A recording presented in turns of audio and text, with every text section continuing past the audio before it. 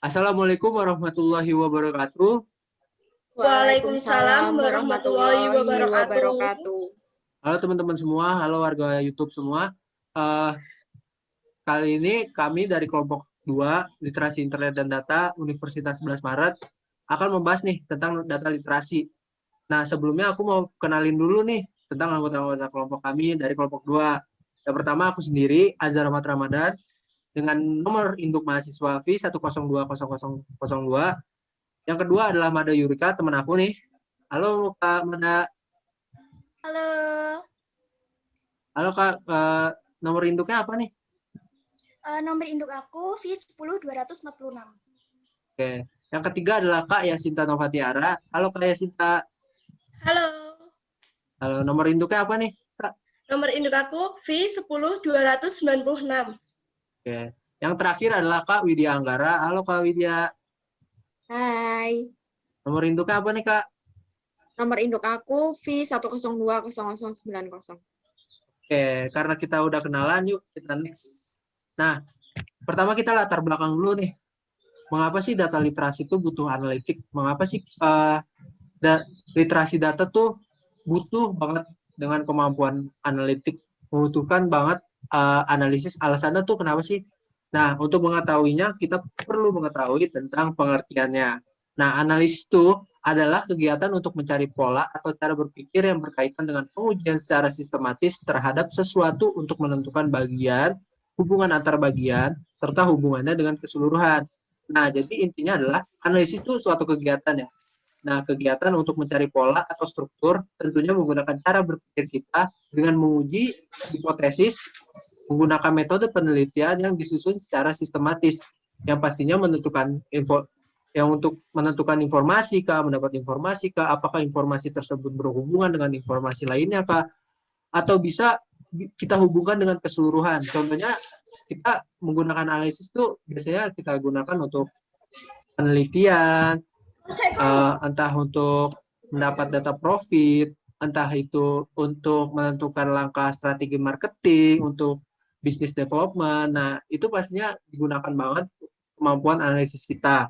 Nah, dari sini kita pastinya menguji dong, entah itu menggunakan teknik pengambilan sampel survei kah, observasi kah, atau dokumentasi kah. Nah, dari situ kita menguji hipotesis tersebut melalui teknik penelitian kita. Nah, di situ dari teknik penelitian tersebut kita bisa mendapatkan informasi, menentukan hubungan antar bagiannya, hubungan antar informasi dengan informasi lainnya, dan mungkin bisa kita menentukan hubungannya secara keseluruhan gitu. Lalu apa sih tujuan analisis itu? Nah, analisis tentunya untuk memberikan penilaian, memberikan informasi lebih lanjut, memvalidasi hipotesis dan menggambarkan kesimpulan. Analisis itu ya bertujuan untuk memberikan penilaian. Ketika kita mendapatkan sebuah data itu kita peroleh. Nah, pastinya kita menilai dong, seperti halnya kita merating sebuah aplikasi atau merating sebuah produk yang ada di platform-platform belanja online atau di Play Store. Nah, kita memberikan penilaian menggunakan analisis-analisis yang mungkin kita bisa coba. Contohnya ketika kita mencoba suatu aplikasi baru nih. Nah, kita coba fitur-fiturnya, kita coba penggunaannya, lalu kita cek dulu nih analisisnya, entah itu penggunaan baterai latar belakangnya kah, entah itu penggunaan fiturnya kah, atau masalah-masalah lainnya kah, kita memberikan penilaian. Dari situ kita mungkin bisa memberikan rating, entah dari bintang 1 sampai bintang 5. Nah, yang kedua adalah memberikan informasi lebih lanjut. Analisis itu bertujuan untuk memberikan informasi lebih lanjut, kenapa? Dari data-data, misalkan data kualitatif dan data kuantitatif dari penelitian, misalnya dari penelitian sebuah desa. Nah, dari beberapa masyarakat di sana misalkan menggunakan budaya-budaya tertentu. Nah, di situ kita bisa menganalisis tersebut, lalu kita mendapatkan informasi lebih lanjut perihal dari masyarakat tersebut. Oh, jadi informasi itu, jadi dari hasil analisis kita itu, kita bisa mendapat informasi lebih lanjut bahwa masyarakat itu sekian, begitulah intinya. Nah, yang ketiga adalah memvalidasi hipotesis. Ketika kita melakukan penelitian di masyarakat, atau kita melakukan penelitian untuk artikel ilmiah kita atau skripsi, pasti kita menggunakan hipotesis melalui beberapa pertanyaan, melalui beberapa rumusan masalah. Nah, lalu kita uji menggunakan teknik penelitian kita, entah itu melalui observasi, entah itu melalui studi kepustakaan, entah itu melalui metode survei atau yang lain, yang pastinya ya kita memperoleh data tersebut, lalu kita uji hipotesis kita apakah ini akurat atau tidak. Yang keempat adalah mengabarkan kesimpulan.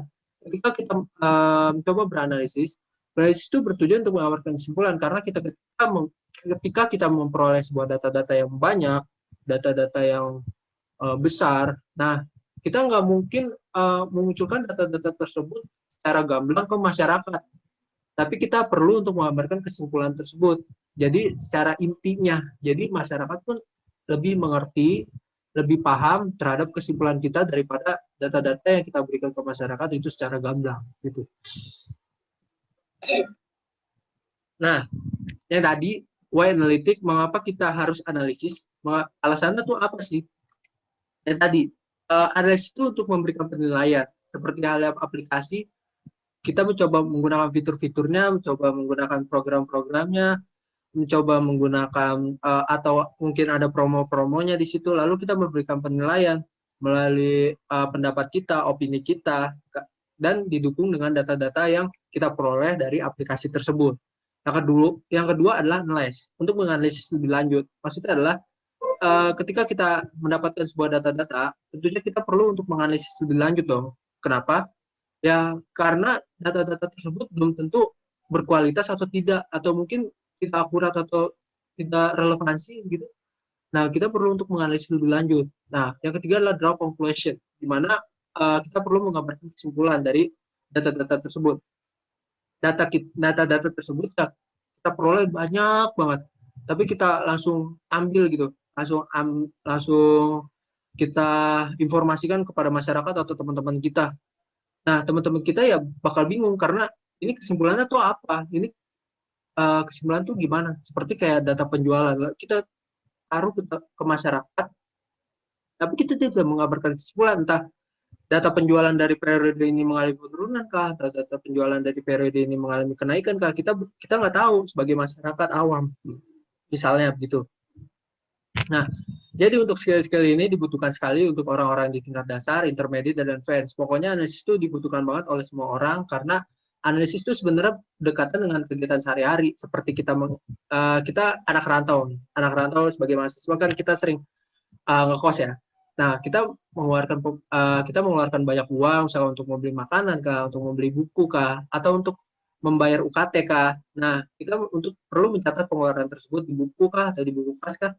Nah, pemasukan mungkin kita bisa melalui kegiatan magang kah, atau program-program dari kampus kah, atau mendapat hadiah dari lomba kah.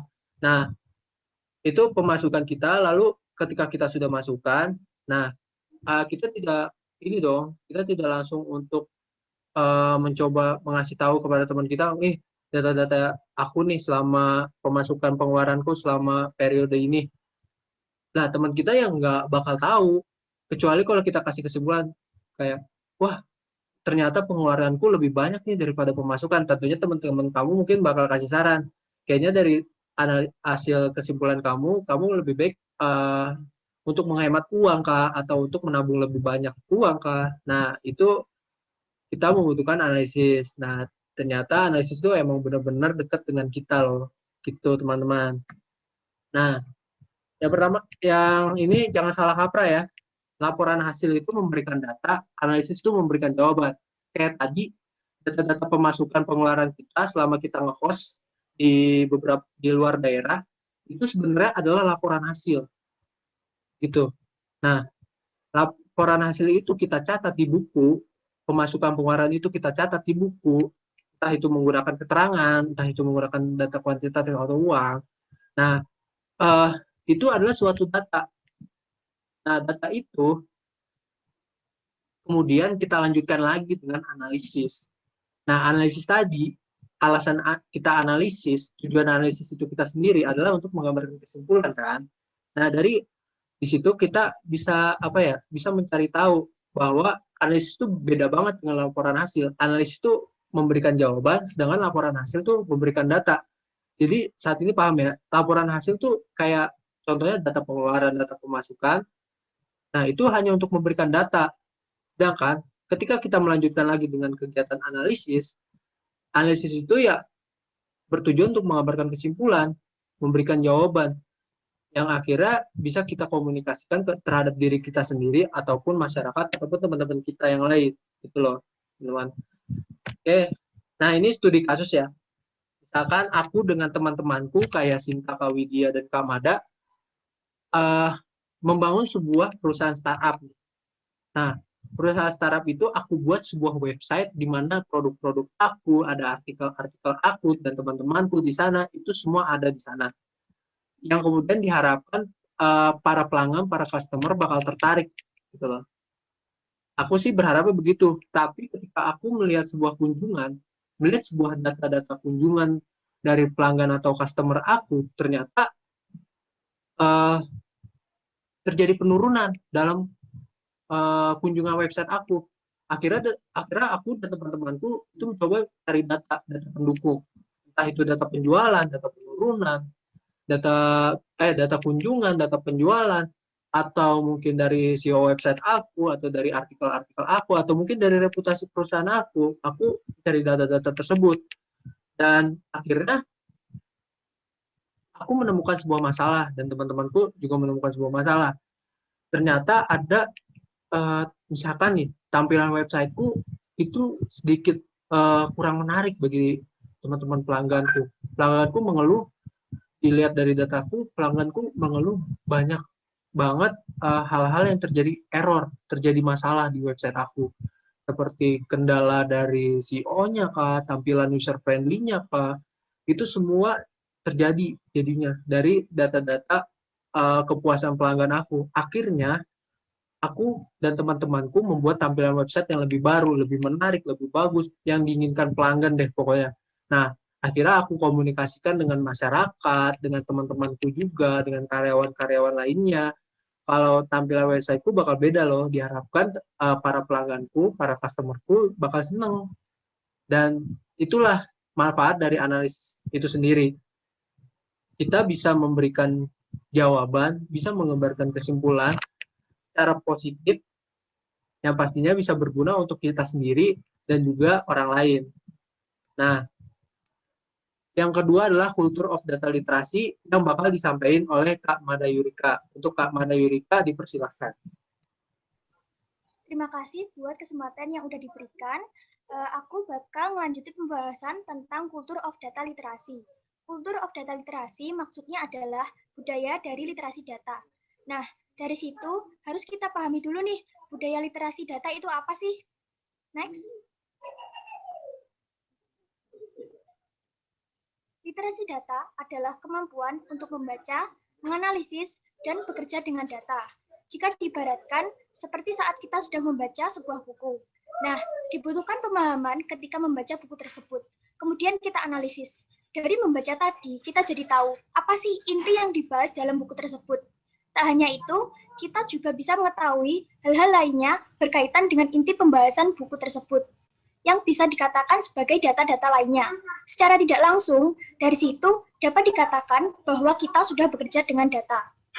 Next. Nah, literasi data ini sering digunakan oleh data scientist, data analitik, pebisnis, dan eksekutif. Pada dasarnya, antara data scientist dengan data analitik hampir sama, namun struktur dan metodenya berbeda. Data scientist menggunakan data untuk membuktikan hipotesis dan memberikan saran yang tepat dalam perkembangan sebuah organisasi atau perusahaan. Sedangkan data analitik menggunakan data untuk membuat sebuah strategi lanjutan dengan menggunakan berbagai jenis pemrograman. Nah, untuk pebisnis, data yang digunakan seperti data konsumen, data penjualan, data keuntungan, data kerugian, dan sebagainya. Data-data tersebut digunakan sebagai bahan pertimbangan untuk mengambil keputusan berikutnya, entah dalam marketingnya kah atau peningkatan kualitas mutu dari produknya. Lalu, untuk eksekutif penggunaan data dilakukan untuk mengambil langkah selanjutnya, seperti dalam penentuan kerja sama tim dan pembagian job set tim. Next. Nah, ini adalah hal-hal yang dibutuhkan dalam analisis data. Yang pertama adalah membaca. Yang kedua adalah bekerja, yang ketiga adalah analisis, dan yang terakhir adalah berdebat. Dalam membaca, kita harus membaca secara komprehensif atau keseluruhan, dan punya kemampuan kunci cara membaca data yang efektif dan efisien. Lalu kita juga bekerja dengan data yang maksudnya adalah ketika kita membaca sebuah data, tentunya kita tidak hanya menggunakan satu data saja, bisa lebih dari itu. Gunakanlah data-data yang saling berkaitan guna mengoptimalkan proses selanjutnya, yaitu analisis. Analisis lebih kepada penggunaan teknik yang dapat berupa pertanyaan-pertanyaan, analisis linear berganda, atau lainnya sesuai dengan kebutuhan kita. Kemudian berdebat dengan data. Nah, kita harus powerful dalam proses tersebut agar bisa mengolah data tersebut dengan baik dan mendapatkan hasil yang dicari atau yang diinginkan. Next. Lalu ada catatan yang perlu diingat, yaitu organisasi atau individu bekerja untuk memperoleh, mengembangkan, dan memanfaatkan keterampilan dalam literasi data. Maksudnya adalah organisasi atau individu itu bisa bermain dengan sebuah data, di mana data tersebut bisa diperoleh, lalu dikembangkan, dan dimanfaatkan untuk meningkatkan keterampilan dalam literasi data. Keterampilan tersebut dapat berupa membaca sebuah data, menemukan data-data yang relevan, atau mengolah data yang kemudian dapat dipertanggungjawabkan. Untuk selanjutnya, saya kembalikan kepada moderator.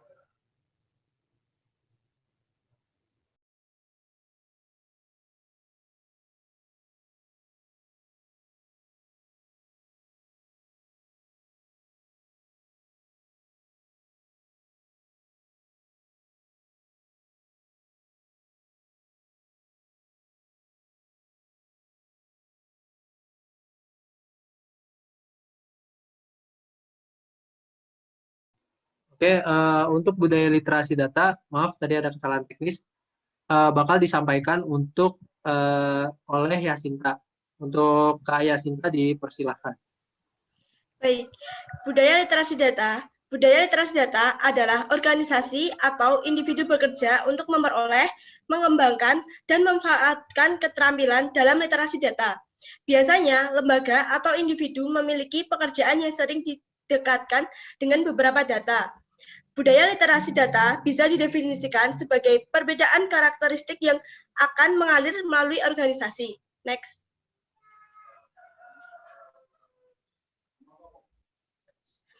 Karakteristik literasi data. 1. Kefasihan data. Terkait penguasaan terhadap data mulai dari kosakata dan percakapan tentang literasi data. 2. Kemampuan analitis. Berupa pemanfaatan berpikir analitis dan dapat juga didefinisikan sebagai kemampuan seseorang dalam mengurai suatu materi menjadi bagian-bagian dan menghubungkan antara bagian yang satu dengan yang lainnya, sehingga ia bisa mengetahui materi tersebut secara keseluruhan dan jelas. Selanjutnya, statistika. Lebih dekatnya data statis yang berdekatan dengan predictive algorithm, machine learning, dan meaning dan hypothesis testing. Yang keempat, visualisasi data. Membuat dan menyederhanakan data, memungkinkan berbagai keahlian untuk menyerap dan memanfaatkan data. Selanjutnya, pembelajaran. Pembelajaran di sini berupa membangun ritme belajar yang menarik, sifat konsisten, dan berbagai area data dan analitik. Pembelajaran dapat berupa konsistensi di berbagai area data dan analitik. Selanjutnya, monitoring. Monitoring dimulai dari data, literasi, hingga budaya. Mentoring memungkinkan organisasi yang memiliki lebih banyak keterampilan literasi data dan lulus keterampilan tersebut kepada karyawan lainnya dalam organisasi. Selanjutnya, kepribadian mendata. Di sini ada data scientist yang memiliki ciri-ciri, memiliki peran yang sangat krusial di bidang data, ahli dalam bidang statistik, sebagai mentor data bagi karyawan lain, dan sering bekerja dengan baik data. Selanjutnya, data champion. Perlunya untuk mengembangkan keterampilan data, memiliki bisa menjadi mentor data bagi karyawan lainnya, komunikasi dan visualisasi data yang baik, dan mengetahui konsep statistik. Selanjutnya, data dreamer. Memiliki ciri-ciri rasa ingin tahu tentang data tinggi, mendorong sebuah visi eksekutif, merangkul peran tentang data, membutuhkan pembelajaran mendasar tentang berpikir analitis, visualisasi data, dan data storytelling. Selanjutnya, Selanjutnya adalah data dokter. Memiliki ciri-ciri masih pemula perihal data, skeptis terhadap nilai pada data, mereka perlu melihat memanfaatkan data dan memvalidasi data, dan selanjutnya membutuhkan perhatian lebih dengan cara pelatihan literasi data. Sekian dari saya kembalikan ke moderator.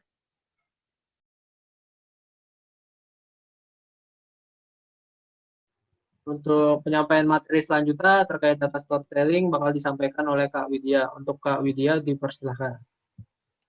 Oke, akan saya lanjutkan tentang data storytelling. Next.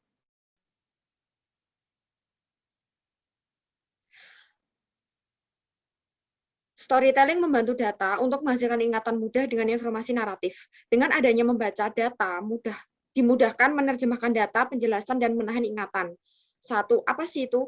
Bekerja dengan data. Storytelling membantu penguatan maksud dan menyederhanakan data sebagai pesan yang dapat diterima oleh audiens. Dua, analisis data. Storytelling membantu untuk mengkonfigurasi pertanyaan baru atau jalan baru untuk mempersembahkan informasi. Tentunya analisis data dengan storytelling memiliki unsur menarik, presenting, motivasi, dan memenuhi why. Tiga, berdebat dengan data. Berdebat dengan data harus didasari oleh argumen, fakta, data, dan informasi. Definisi. Apa sih itu storytelling? Adalah memberikan kesan pribadi, menyampaikan informasi, dan mengembangkan koneksi terhadap audiens. Apa sih itu tujuannya? Tujuannya adalah menggambarkan informasi, menarik penggunaan, dan menghubungkan pengguna yang menyampaikan tren, pesan, dan analisis sebuah informasi serta inspirasi. Manfaat. Secara keseluruhan, mendongeng membantu kita menyelami narasi dan mengingat informasi. Apa sih itu contohnya? Contoh, seorang data scientist memberikan pemahaman melalui narasi atau cerita tentang hasil data kepada masyarakat luas. Next.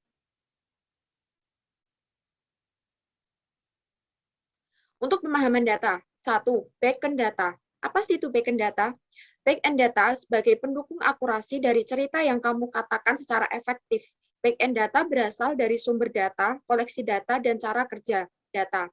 Yang kedua, front-end data. Front-end dibutuhkan ketika menganalisis sebuah story untuk menghasilkan kebenaran cerita. Untuk yang ketiga, contohnya, data scientist yang memberikan narasi datanya perlu melampirkan sumber data atau back-end data agar valid dan menganalisis sumber data tersebut agar cerita yang disampaikan tervalidasi. Next. Apa sih itu pemahaman audiens? Kita harus mengetahui apa, siapa, bentuk, ukiran untuk mendapatkan metode yang diambil dalam penyampaian informasi. Jadi, pemahaman data itu, kamu membutuhkan back-end dan front-end. Back-end data sebagai pendukung akurasi dari cerita yang kamu katakan secara efektif. Front-end dibutuhkan ketika menganalisis sebuah story untuk menghasilkan kebenaran cerita. 1. Back-end data berasal dari sumber data, cara kerja sumber data, koleksi data. Yang kedua, pemahaman pertanyaan bisnis. Menjawab pertanyaan bisnis dengan data melalui data storytelling. Untuk meningkatkannya, kita harus membutuhkan dig depth, meminta pertanyaan dan pemahaman data sendiri dengan cara mengulangi dan tidak meragukannya. Next. Tips dan trik data storytelling. 1. Menyederhanakan data, yaitu dengan penyederhanaan data. Yang kedua, public speaking yang baik melalui back-end data dan front-end data. Yang ketiga, visualisasi data. Visualisasi data membangun analisis data dan penjelasan tren, pola, dan pokok-pokok khusus. Untuk yang keempat, konteks data sendiri. Next. Elemen akhir. Jika statistik, data, dan analisis adalah hal yang sulit bagi audiens, dengan storytelling memungkinkan peserta untuk terhubung ke data dengan cara yang mereka tidak pernah tahu. Next. Data fundamental. Oke, terima kasih teman-teman, teman-teman semua, Kak Widya, Kak Yasinta, Kak Mada, dan juga aku sendiri. Ini udah akhir dari materi kami. Nanti data fundamental bakal disampaikan lain waktu. Sekian dari kelompok 2, literasi internet dan data, D3 Perpustakaan Sekolah Vokasi Universitas 11 Maret. Kami mohon undur diri apabila ada kesalahan maupun hal-hal yang mungkin bisa menyinggung para audiens, kami mohon maaf. Kami dari kelompok 2 berterima kasih dan meminta maaf untuk kalian semua. Sekian dari kami. Wassalamualaikum warahmatullahi wabarakatuh.